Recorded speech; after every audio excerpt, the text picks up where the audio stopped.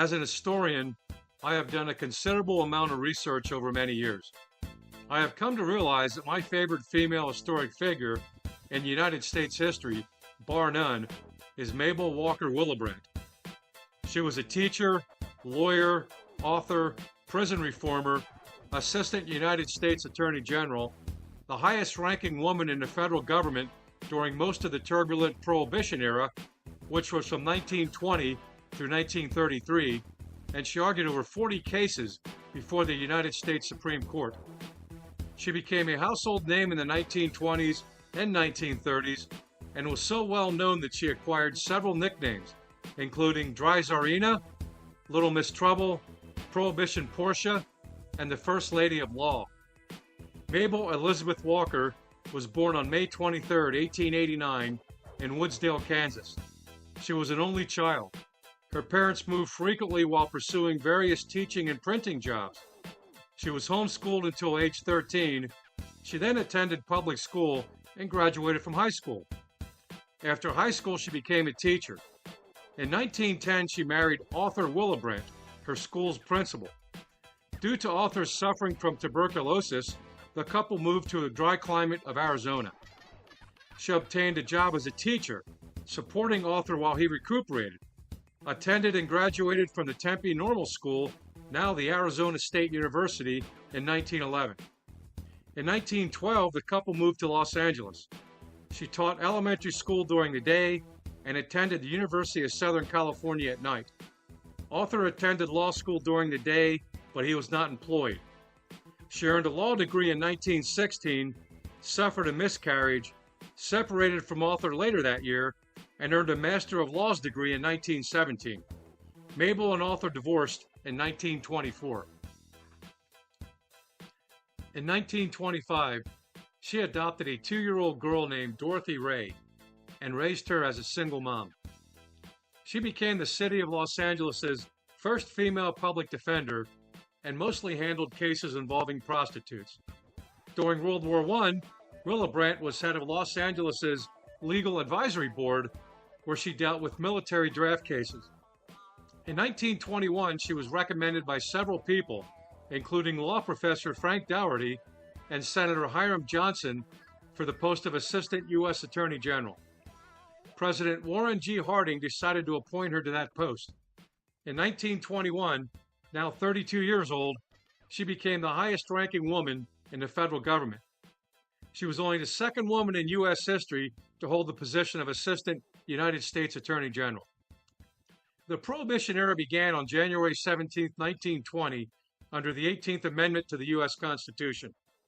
Prohibition banned the manufacture, transportation, and sale of intoxicating liquors.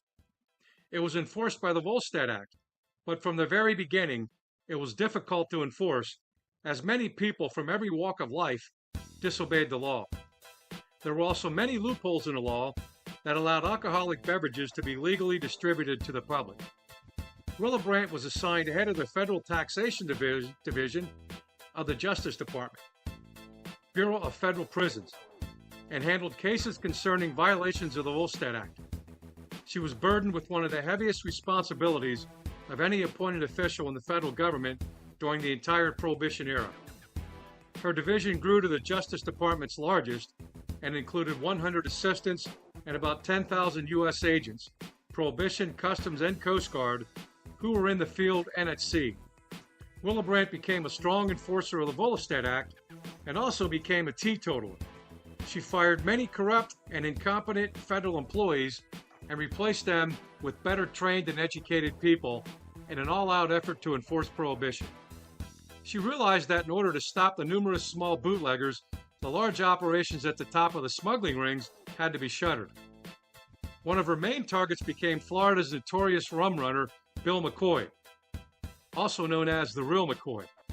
He was the pioneer of Rum Row.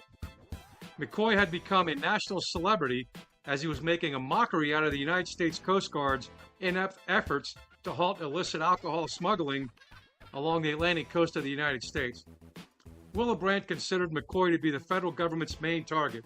He was the precursor to public enemy number one. Armed with the new treaty with Great Britain that allowed the United States to board British ships in international waters, if they were suspected of rum running into the United States, she encouraged the Coast Guard to hunt him down. The U.S. Coast Guard arrested McCoy in international waters on November 23, 1923, aboard his British-registered ship, Tomoka. He served 9 months in jail and actually met with Willebrandt while incarcerated. Upon his release, he returned to Holly Hill, Florida, and did not pursue the rum running business ever again. After President Harding died on August 2, 1923, Calvin Coolidge became the 30th President of the United States. President Coolidge supported Mabel Willebrandt's quest to enforce Prohibition, as he appropriated the equivalent of about $75 million in 2025 dollars in funding for the Coast Guard. From 1925 through 1926, the effectiveness in enforcing Prohibition improved as more money, equipment, men, and ships were utilized. In 1927, Willebrandt successfully argued in front of the United States Supreme Court that taxes should be paid on illegal income. This decision allowed the IRS to build income tax evasion cases against mobsters, including Al Capone. Since the number of women being arrested during Prohibition doubled, Willebrandt petitioned Congress for the funds to build a new federal prison for women. The nation's first federal prison for women opened in Alderson, West Virginia in 1929. In 1928, Willebrandt rigorously campaigned for the Republican presidential candidate, Herbert Hoover. After Hoover won the presidency, it is speculated that he was hesitant to promote her to the U.S. Attorney General's office because Prohibition was becoming very unpopular, and she was actually the public face of its enforcement. The Hoover administration also turned her down for a federal judgeship. After being snubbed by the Hoover administration, Willebrandt resigned from her office in May 1929 and opened a private law practice specializing in radio and aeronautical law in Los Angeles. She also published a book titled Inside of Prohibition in 1929, where she tells stories of the inside and outside of the government's challenges to enforce Prohibition. On August 26, 1929, Willebrandt was featured on the front cover of Time magazine, and the publication included an article entitled Prohibition Questions and Answers, in which she was interviewed about her knowledge of Prohibition. In 1930, she traveled with Amelia Earhart to promote commercial air travel. Willebrandt herself obtained a pilot license.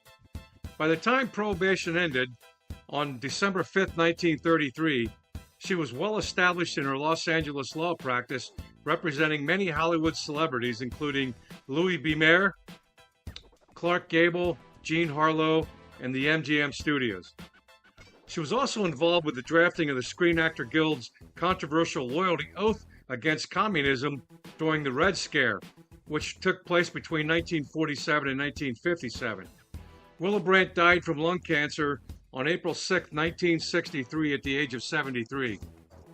Unfortunately, she never received the proper credit she deserved for her incredible achievements as Assistant U.S. Attorney General. Today, she is an unsung heroine in U.S. history. Those who know her story often say, if Maple had worn trousers, she could have been president.